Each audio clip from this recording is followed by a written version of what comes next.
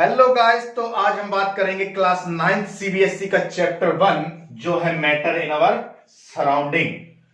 तो चलिए आइए शुरुआत करते हैं। व्हाट इज मैटर्स, है ना। सबसे पहले शुरुआत करते हैं किससे? What is matter. मैटर के बारे में पढ़ना है तो मैटर का पता होना चाहिए, मैटर होता क्या है। तो अर्ली जो फिलोसोफर थे इंडिया के, उन्होंने क्या कहा कि कोई भी चीज वो लिविंग हो या नॉन लिविंग हो, वो किससे मिलकर बनी है? वो पंच तत्व से मिलकर बनी है। किससे?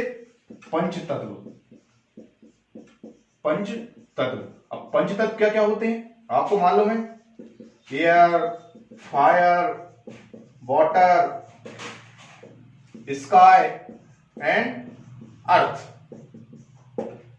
पहले के जो हमारे फिलोसोफर थे उन्होंने कहा कि इन 5 बेसिक एलिमेंट, इनको क्या कहा जाता है? Basic 5 element. बेसिक एलिमेंट से दुनिया की हर चीज, इस पूरे यूनिवर्स में जो भी है वो इन 5 चीज से मिलकर बनी है। तो इनको हमने कहा पंच तत्व, बेसिक एलिमेंट। बाद में मॉडर्न टाइम में आते आते हमें पता लगा कि हर चीज जो बनी है उनको साइंटिस्ट ने एक पर्टिकुलर नाम दे दिया, मैटर। कि इन सब से जो भी चीजें बनी है उनको हम क्या बोलेंगे? मैटर बोलेंगे। उनको हम क्या बोलेंगे? मैटर बोलेंगे। और क्या हो सकता है मैटर में? मैटर को हमने आते आते जाना कि matter are made up of very tiny particles, tiny particles, small particles, जो कि होते हैं क्या? Atoms and molecules. Atoms and molecules. Matter जो है वो एटम्स और मॉलिक्यूल से बना है, यानी एटम्स कंबाइन होकर मॉलिक्यूल बनाते हैं। आपका एक चैप्टर भी है एटम मॉलिक्यूल, इसको हम डीपली वहां पर पढ़ेंगे। अभी आपके समझिए कि मैटर जो है वो किससे बना है? Atoms and molecules. अभी कहा सर इनसे बना है, अब बोल रहे हैं एटम्स और मॉलिक्यूल से बना है। तो ये भी जो चीजें हैं वो किससे मिली हैं? वो भी एटम से बनी है। हमने इनको भी फर्दर क्लासिफाई किया तो हमें पता चला कि ये जो सब चीजें हैं, एयर, फायर, वाटर, स्काई, ये सब भी किससे मिलकर बनी है? ये सब भी एटम से मिलकर बनी है। यानी कि सबसे जो बेसिक एलिमेंट हुआ, फंडामेंटल, वो क्या हुआ? एटम हुआ। क्या हुआ? एटम हुआ। तो मैटर की हमने एक डेफिनेशन बनाई। मैटर की हमने क्या बनाई? एक डेफिनेशन बनाई कि एनीथिंग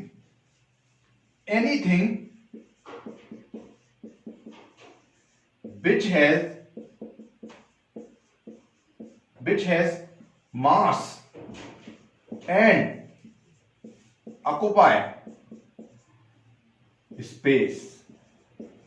मैटर को हमने क्या कहा कि ऐसी कोई भी चीज जिसका कुछ मास हो और जो कुछ ना कुछ स्पेस घेरता हो, उसे हम क्या बोलेंगे?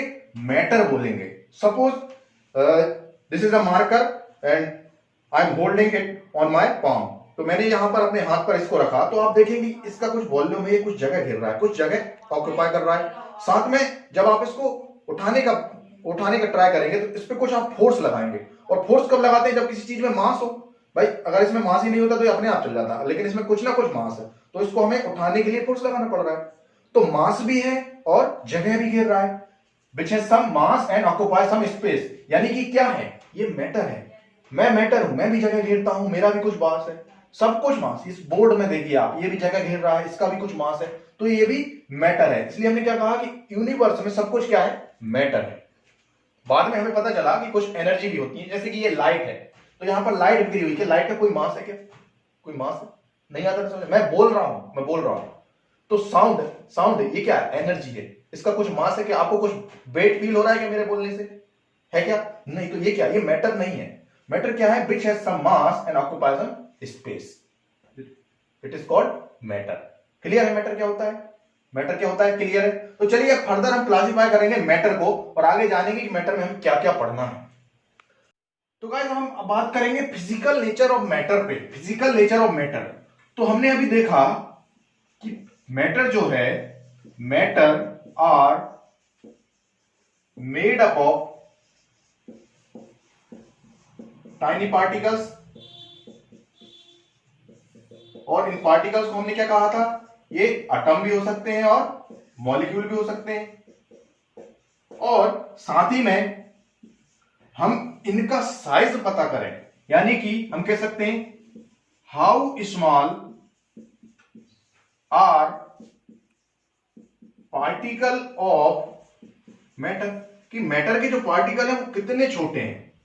तो हम अगर इसकी बात करें हम, कि जो पार्टिकल है वो कितने छोटे हैं, तो वो हमारी इमेजिनेशन से छोटे हैं, हम सोच नहीं सकते, उससे ज्यादा छोटे हैं। तो इसको देखने के लिए, इसके पार्टिकल को देखने के लिए हम नेकेड आई से इसको नहीं देख सकते। एक तगड़ा सा हमको क्या चाहिए, इसके लिए माइक्रोस्कोप चाहिए। नॉर्मल माइक्रोस्कोप से भी हमें नहीं देख सकते, और जो स्पेशल माइक्रोस्कोप होता है उससे भी ये बिल्कुल क्लियर नहीं दिखते, उसमें भी इनकी ब्लरी इमेज आती है, ब्लड इमेज आती है ना, क्लियर नहीं दिखते। तो इतने ज्यादा छोटे हैं, बहुत ज्यादा छोटे। आइए एक्सपेरिमेंट से इसको समझते हैं। सपोज मैंने एक बीकर लिया है ना, यहाँ पे इसमें कुछ 100 ml वाटर है, या मैं मान ले रहा हूं 90 ml वाटर है, 90 ml वाटर है या 100 ml, जो भी आपको मानना है। तो यहां पर मैंने कुछ क्रिस्टल डाल दिए, किसके, potassium permanganate, KMnO4, potassium permanganate के इसमें कुछ क्रिस्टल डाल दिए, तो इसका कलर चेंज हो जाएगा, इसका कुछ कलर चेंज हो जाएगा। अब मैंने इसका जो इसमें सॉल्यूशन बन गया है, इसमें से कुछ 10 ml, इसमें से एक टेस्ट ट्यूब के द्वारा 10 ml लेकर मैंने दूसरे बीकर जिसमें 90 ml और वाटर है, इसमें 90 ml और वाटर है, इसमें वो 10 ml डाल दिया, यहां से 10 ml लेकर सॉल्यूशन इसमें डाल दिया, तो इसका कलर भी चेंज हो जाएगा।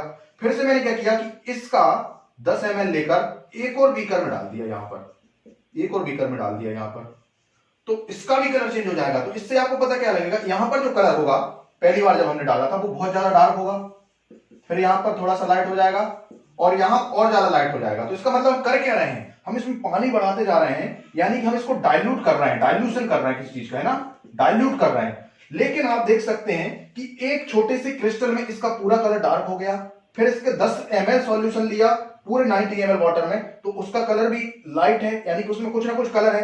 और हमने जाके फिर उसका डाइल्यूट का 10 ml लिया, तो उसका कलर भी क्या है, उसका कलर भी लाइट है। यानी कि हमें पता क्या चल रहा है कि इसमें जो पार्टिकल्स हैं वो और छोटे छोटे होते जा रहे हैं, यानी कि हमारे इमेजिनेशन से ज्यादा वो छोटे, स्मॉल होते जा रहे हैं, क्योंकि उसमें कुछ ना कुछ कलर अभी भी है। डाइल्यूट, इतना डाइल्यूट करने के बाद भी छोटे से क्रिस्टल की वजह से क्या है, अभी भी कलर उसमें है। यानी कि हमें पता क्या चला कि एक स्मॉल क्रिस्टल में भी मिलियंस ऑफ पार्टिकल हैं, मिलियंस ऑफ पार्टिकल हैं। एक स्मॉल क्रिस्टल में, छोटे से क्रिस्टल में मिलियंस ऑफ पार्टिकल हैं। तो हम यहां से समझ सकते हैं कि how small are particle of matter. चलिए चलते हैं नेक्स्ट टॉपिक पे। तो गाइस अब हम बात करेंगे characteristics of particles of matter पर। क्या इसके कैरेक्टर्स होते हैं इनके पार्टिकल्स के। तो सबसे पहले हम बात करेंगे कि जो पार्टिकल्स होते हैं मैटर के, वो उनके बीच में कुछ ना कुछ स्पेस होता है। तो लिखिए particle of matter have space between them. जो पार्टिकल है मैटर के, उनमें कुछ ना कुछ स्पेस होता है। कैसे होता है भाई, इसको प्रूव करते हैं। चलिए देखिए, हमने यहां पर एक बीकर लिया और इसमें मैंने ले लिया क्या, वाटर। ये बीकर है, इसको मैंने हाफ फिल किया, किससे, वाटर से। अब मैं क्या कर रहा हूं इसमें, अब मैं कुछ इसमें सॉल्ट या शुगर मिला रहा हूं, इसमें मैं सॉल्ट या कुछ क्वांटिटी में शुगर मिला रहा हूं। तो आप देखिए, जब भी आप वाटर में शुगर या सॉल्ट डालते हैं तो आप वहां पर ऑब्जर्व करिए क्या उसका जो लेवल है वो हाई हो रहा है, वाटर का जो लेवल है हाई हो रहा है। क्या आपने यहां पर मार्क किया कि वाटर यहां तक फिल है। अब जब आपने उसमें 2 स्पून शुगर डाली तो क्या उसका जो लेवल था वो हाई हुआ। आप ऑब्जर्व करेंगे कि नहीं हुआ। भाई कोई नई चीज मिलाने पर उसका लेवल हाई क्यों नहीं हो रहा, क्योंकि वाटर के जो मॉलिक्यूल्स हैं उनके बीच में क्या है, स्पेस है। उनके बीच में क्या है, स्पेस है। और जो शुगर हमने डाली वो इन स्पेस के बीच में, इस स्पेस में शुगर के पार्टिकल जाकर वहां पर मिल गए, यानी कि उसका लेवल हाई नहीं होगा। यहां पर जो स्पेस था, शुगर के पार्टिकल वहां पर जाके डिसोल्व हो गए, तो इसका लेवल इसलिए हाई नहीं हुआ। तो इससे हमें पता चलता है कि particle of matter have space between them. Second one, और कैरेक्टरिस्टिक्स क्या होते हैं, particle of matter are continuously moving. Particle of matter are continuously moving. They are continuously moving. ये हमेशा क्या करते हैं, ये मूव करते रहते हैं। जैसे कि ये वाटर है, अगर यहां पर हम एक एग्जांपल से समझें कि कैसे वो हमेशा मूव कर रहे हैं, तो आपने क्या लिया, आपने एक और बीकर लिया, एक और कंटेनर लिया, और उसमें आपने क्या किया, वाटर ले लिया। अब इस वाटर में आपने क्या डाला, आप कोई इंक डाल सकते हैं इसमें आपने एक या दो ड्रॉप इंक डाल दी आपने, नॉर्मल आपकी इंक डाल दी, तो आप क्या देखेंगे कि वो इंक अपने आप वहां पर इंटरमिक्स हो जाएगी, वहां पर मिक्स हो जाएगी पूरे वाटर में। तो मिक्स हो रही है यानी कि पार्टिकल्स क्या कर रहे हैं, एक दूसरे में मिल रहे हैं मतलब कैसे, जब मूव नहीं करेंगे तो मिलेंगे कैसे, यानी कि उनका मूवमेंट है कुछ ना कुछ, तभी तो वो एक दूसरे में इंटरमिक्स कर रहे हैं, अगर मूवमेंट नहीं होता तो एक के ऊपर एक चीज रख ली जाती, मूवमेंट नहीं होता तो, लेकिन कुछ ना कुछ मूवमेंट है इसलिए तो एक दूसरे में इंटरमिक्स हो गए। तो ये इसका सेकंड कैरेक्टरिस्टिक, पहला particle matter have space between them, हमने समझा कैसे होता है स्पेस। दूसरा, दे आर कंटिन्यूअसली मूविंग, हमेशा वो मूव करते रहते हैं, हमेशा मोशन में रहते हैं। चलिए एक और इसका कैरेक्टरिस्टिक देखते हैं, particles of matter, third one,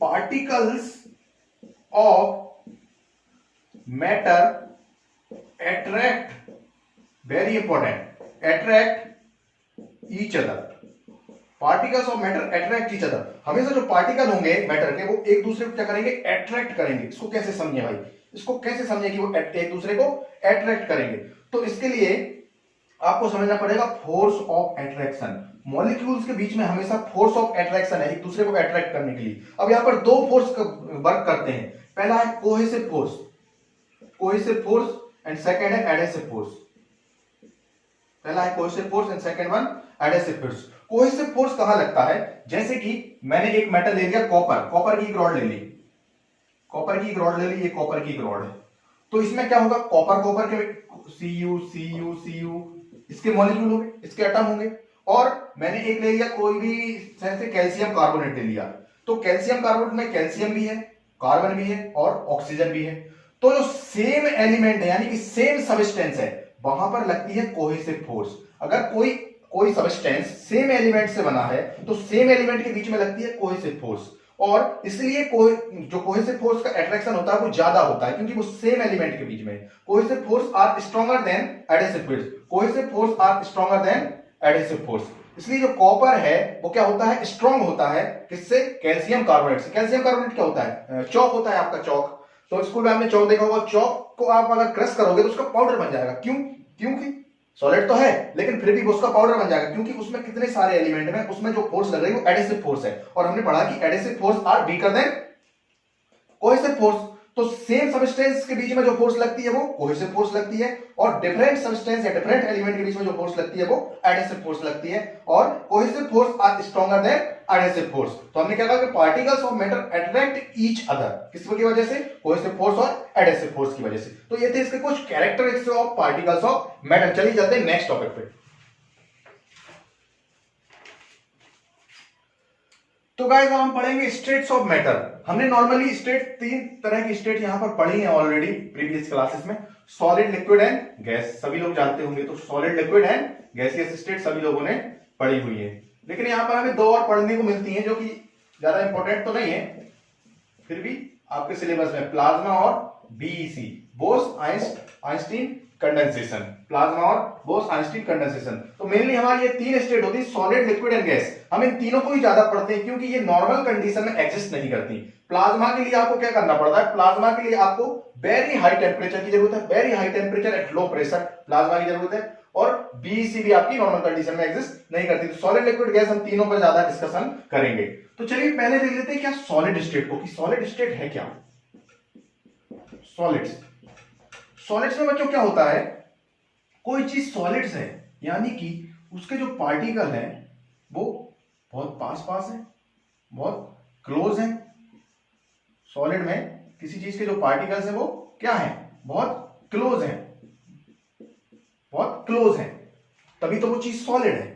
तो अगर हम इस बेस पर देखें तो इसमें इसका जो शेप है वो फिक्स्ड है। सॉलिड का जो शेप होता है वो फिक्स्ड शेप होता है, इसका जो वॉल्यूम है वो भी फिक्स्ड है, fixed shape, fixed volume. Solid है fixed shape and fixed volume. भाई फिक्स्ड शेप किस वजह से, क्योंकि इसके मॉलिक्यूल्स जो हैं वो बहुत पास हैं। अब पास है तो इनको ना तो कंप्रेस्ड कर सकते हैं, हम कंप्रेस नहीं कर सकते, यानी कि इसका शेप चेंज नहीं कर सकते। हाँ, ज्यादा फोर्स हम लगाएंगे तो इसको क्या कर सकते हैं, ब्रेक कर सकते हैं, लेकिन इसका शेप नॉर्मली हम चेंज नहीं कर सकते। जैसे कि जैसे कि ये मार्कर है तो ये सॉलिड है, अब इसका शेप मैं चेंज करने को इसमें फोर्स लगाऊं तो इसका शेप चेंज नहीं होगा। हाँ, अगर मैं ज्यादा फोर्स लगा दूं तो क्या होगा, एक्सेसिव फोर्स में ये ब्रेक हो जाएगा, ये टूट जाएगा, लेकिन इसका शेप चेंज नहीं होगा। जैसे ये बोर्ड है, इसका शेप कैसे चेंज होगा, ये टूट सकता है, शेप चेंज नहीं हो सकता। और इसका वॉल्यूम क्या है, इसका फिक्स्ड है भाई, इसका वॉल्यूम फिक्स है, जहां मैं रख रहा हूं ये कितनी जगह घेर रहा है, यहाँ पर कितना स्पेस ऑक्यूपाई कर रहा है, तो इसका वॉल्यूम जो है वो फिक्स्ड है। भाई अगर हम बात करें इसके मास के, तो इसका मास सबसे ज्यादा होगा। इसका मास सबसे ज्यादा क्यों होगा, क्योंकि आपको मालूम है कि सॉलिड के पार्टिकल पास पास होते हैं, जबकि लिक्विड के पार्टिकल में थोड़ा सा गैप होता है, और गैसेस के पार्टिकल में और ज्यादा गैप होता है। तो अगर आप एक फिक्स्ड वॉल्यूम ले लें, आप एक फिक्स्ड वॉल्यूम ले लें, मैंने इतना वॉल्यूम ले लिया, ये फिक्स्ड वॉल्यूम ले लिया तीनों केस में, सॉलिड, लिक्विड और गैस में, तो इसमें जो पार्टिकल्स होंगे सॉलिड के वो पास पास होंगे, और पास पास होंगे यानी कि ज्यादा पार्टिकल आ जाएंगे इतने वॉल्यूम में, और ज्यादा पार्टिकल, जितने ज्यादा पार्टिकल उतना ज्यादा मास, तो इसलिए सॉलिड का जो मास होता है वो ज्यादा होता है। और क्या होता है सॉलिड में, और सॉलिड में नेग्लिजिबल कंप्रेसिबिलिटी होती है, नेग्लिजिबल कंप्रेसिबिलिटी। अब ये क्या चीज है, यानी कि हम इनको कंप्रेस नहीं कर सकते, हम इन पर प्रेशर डालकर इनको पास नहीं ला सकते, क्योंकि वो ऑलरेडी बहुत ज्यादा क्लोज हैं, ऑलरेडी बहुत ज्यादा क्लोज हैं, आप उनको और क्लोज नहीं कर सकते, वो ब्रेक हो जाएंगे। तो नेग्लिजिबल कंप्रेसिबिलिटी है, कुछ एक्सेप्शन है, लेकिन मोस्ट ऑफ द सॉलिड में ये वैलिड है, नेग्लिजिबल कंप्रेसिबिलिटी इसमें होती है। अब हमने जैसा पढ़ा कि सॉलिड में ब्रेक है ना, ये टूट सकते हैं लेकिन इनको हम कंप्रेस नहीं कर सकते, तो ये है सॉलिड्स। और क्या होता है सॉलिड्स में, अगर इन सब पर हम देखें कि इसको कंप्रेस नहीं कर रहे, तो हम इसको कह सकते हैं कि solids are rigid in nature, solids are rigid in nature. Rigid का मतलब क्या है, कठोर, सख्त, है ना, तो solids are rigid in nature, क्योंकि इनको हम कंप्रेस नहीं कर सकते इसलिए they are rigid in nature. तो ये हमारा सॉलिड स्टेट। सेकंड देखते हैं हम हमारा लिक्विड स्टेट। तो लिक्विड में क्या होता है, लिक्विड में गाइस क्या होता है, जो पार्टिकल्स हैं उनमें थोड़ा सा क्या होता है, स्पेस होता है, गैप होता है ना, इन कंपैरिजन ऑफ सॉलिड, इनमें जो होता है वो थोड़ा सा गैप होता है, यानी कि हम इनको थोड़ा सा बिल्कुल कम कंप्रेस कर सकते हैं। अब थोड़ा सा गैप है तो थोड़ा सा ही कंप्रेस कर सकते हैं, इनमें गैप नहीं था तो इनको कंप्रेस नहीं कर सकते, इसलिए हमको नेग्लिजिबल कंप्रेसिबल बोला था। अब इसका हम शेप देखें तो इसका शेप फिक्स्ड नहीं है, नो फिक्स्ड शेप। लिक्विड में कोई भी शेप फिक्स्ड नहीं होता। जैसे कि आप देखते हो आपका वाटर है लिक्विड, आपका जूस होते हैं, आपके मिल्क होता है, तो ये सब लिक्विड में है, तो क्या उनका फिक्स्ड शेप है, इनका फिक्स्ड शेप नहीं होता, लेकिन फिक्स्ड वॉल्यूम होता है, जैसे कि आप किसी मिल्क मैन से मिल्क लेते हैं 1 लीटर, तो उसने उसका जो भी मापने का होगा, मेजरमेंट करने का, उसने 1 लीटर उससे माप के दिया, और आप जाके अगर उस मिल्क को 1 लीटर की बोतल में डालोगे तो वो 1 लीटर ही रहेगा, कम या ज्यादा तो नहीं होगा। यानी कि इसका जो वॉल्यूम है वो फिक्स्ड है, लिक्विड का वॉल्यूम फिक्स्ड है, लेकिन शेप फिक्स्ड नहीं है। आपने उसको बोतल में डाला तो वो बोतल का शेप ले लेता है, आपने उसको किसी और कंटेनर में डाला तो और किसी का, ग्लास में ले लोगे तो ग्लास का शेप, यानी कि ये इनका फिक्स्ड शेप नहीं है। They took the shape where they kept in, जिसमें इसको रखा जाता है उसका ये शेप ले लेते हैं। और क्या होता है इसमें लिक्विड में, तो लिक्विड को हम थोड़ा सा कंप्रेस कर सकते हैं in comparison of solids. Solid में हम बिल्कुल कंप्रेस नहीं कर सकते थे, लेकिन लिक्विड में हम थोड़ा सा इनको कंप्रेस कर सकते हैं। फोर्स ऑफ अट्रैक्शन अगर यहां पर देखें आप तो थोड़ा सा कम होगा, किससे, सॉलिड के कंपैरिजन। सॉलिड में जो फोर्स ऑफ अट्रैक्शन था वो बहुत ज्यादा था। फोर्स ऑफ अट्रैक्शन का मतलब क्या है, पार्टिकल एक दूसरे को अट्रैक्ट कर रहे हैं। अब अट्रैक्ट कर रहे हैं मतलब इसमें बहुत ज्यादा पास है, यानी कि इसमें फोर्स ऑफ अट्रैक्शन बहुत ज्यादा है, लेकिन इसमें पार्टिकल क्या है, थोड़े थोड़े से दूर है, हल्का सा गैप है, यानी कि इसमें थोड़ा सा force of attraction as compare solids कम है, थोड़ा सा लो है। फोर्स ऑफ अट्रैक्शन इसमें बहुत हाई होता है और इसमें लिक्विड में थोड़ा सा कम होता है, किसके कंपैरिजन में, सॉलिड के कंपैरिजन में। और लिक्विड में क्या होता है, लिक्विड की एक प्रॉपर्टी होती है कि ये फ्लो कर सकता है। भाई आपने लिक्विड को फ्लो करते हुए देखा है, तो उस प्रॉपर्टी को हम बोलते हैं फ्लूइड, उस प्रॉपर्टी को हम क्या बोलते हैं, फ्लूइड। टेंडेंसी टू फ्लो, अगर कोई चीज फ्लो कर सकती है, अगर किसी के पास टेंडेंसी है फ्लो करने की, तो उसको हम क्या बोलते हैं, फ्लूइड बोलते हैं। ठीक है, कोई चीज अगर फ्लो कर सकती है उसको हम क्या बोलते हैं, फ्लूइड बोलते हैं। तो लेकिन सॉलिड फ्लूइड नहीं हो सकता, क्योंकि सॉलिड फ्लो नहीं कर सकते। लिक्विड और gases can flow, therefore these are fluid. अब हम चलते हैं कि नेक्स्ट जो हमें पढ़नी है, सॉलिड और लिक्विड के बाद क्या है, गैस। सॉलिड और लिक्विड के बाद जो स्टेट हमें पढ़नी है वो क्या है, gaseous state. Third one, the gaseous state.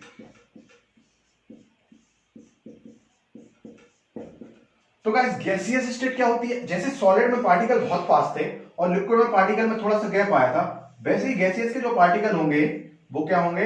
वो बहुत ज्यादा दूर होंगे, यानी कि इनमें जो डिस्टेंस होगा, इंटरमोलिकुलर डिस्टेंस, इंटरमोलिकुलर का मतलब क्या है? इंटरमोलिकुलर यानी कि मॉलिक्यूल के बीच में, तो इनमें जो इंटरमोलिकुलर डिस्टेंस होगा वो क्या होगा? वो सबसे ज्यादा होगा। तो इनमें सबसे ज्यादा डिस्टेंस होता है, तो सबसे ज्यादा डिस्टेंस होगा यानी कि इसमें फोर्स ऑफ अट्रैक्शन क्या होगा? सबसे कम होगा। भाई फोर्स ऑफ अट्रैक्शन कम हो गया तभी तो पार्टिकल जो थे वो बहुत ज्यादा दूर दूर हो गए। तो फोर्स ऑफ अट्रैक्शन जो था वो गैसेस में सबसे लो होता है, सबसे ज्यादा कम होता है। वहीं they are highly, gases are highly compressible, क्योंकि इसके पार्टिकल बहुत ज्यादा दूर हैं, इसके पार्टिकल में बहुत ज्यादा गैप है, तो इनको हम बहुत ज्यादा कंप्रेस कर सकते हैं। तभी तो आपने देखा, एग्जांपल देखिए, आपके घर में एलपीजी सिलेंडर में क्या है? वो एलपीजी मतलब लिक्विफाइड पेट्रोलियम गैस, उसको लिक्विफाइड किया गया है, यानी कि गैस को लिक्विड के फॉर्म में बदला गया है कंप्रेस करके।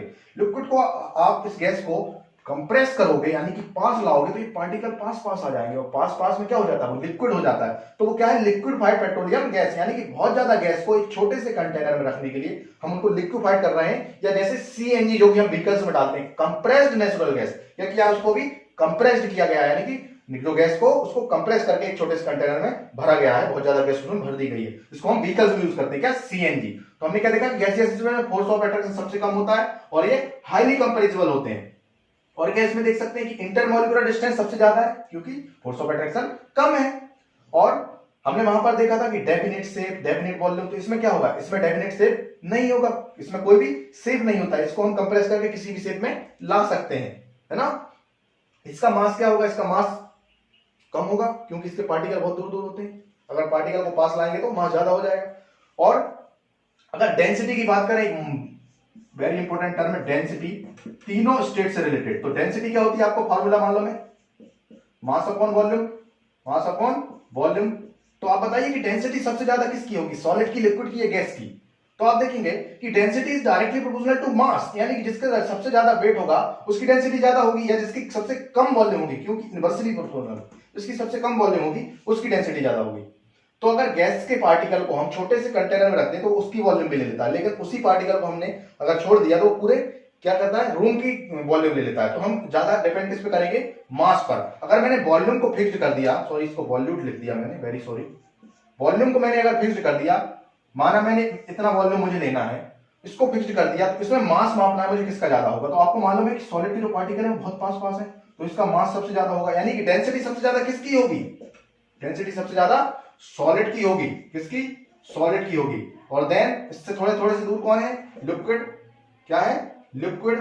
तो लिक्विड की मीडियम होगी, और उससे कम किसकी? सबसे कम किसकी होगी? गैसेस की डेंसिटी होगी। गैसेस की डेंसिटी सबसे कम होगी। तो डेंसिटी का ऑर्डर क्या होगा? Solid, liquid, then gas. सबसे ज्यादा डेंसिटी किसकी? तो गाइस हमने यहाँ पे स्टेट ऑफ मैटर देखा, इस पार्ट में हम यहाँ पर अभी रुक रहे हैं।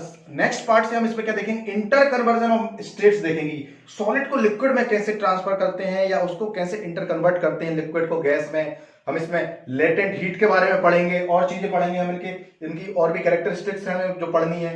एवापोरेशन पढ़ेंगे, एवापोरेशन कॉजेस, कूलिंग के बारे में पढ़ेंगे। तो बहुत अच्छे अच्छे टॉपिक्स में रहे हैं, तो नेक्स्ट पार्ट में हम उसको कवर करेंगे। Thanks for watching.